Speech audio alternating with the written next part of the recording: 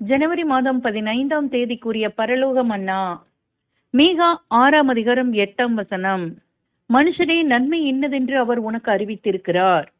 நியாயம் செய்து இரக்கத்தை சிநேகித்து உன் தேவனுக்கு முன்பாக மனத்தாழ்மையாய் நடப்பதை அல்லாமல் வேற எண்ணத்தை யெகோவா உன்னிடத்தில் கேட்கிறார்.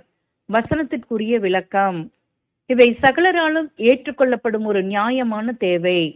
வருங்காலத்தில் இப்பூமியை நியாயந்தீர்க்க தேவனால் போதிக்கப்படுவோருக்கு இக்குண லட்சணங்கள் மிக அவசியமானது.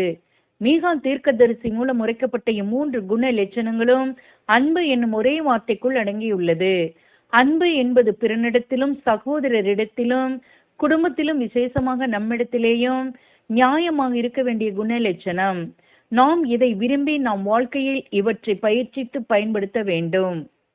இக்காரியங்களையே தேவன் நம்மிடத்தில் விரும்புகிறார். மனத்தாழ்மை இல்லாத இடத்தில் அன்பு இல்லை. ஆமேன்.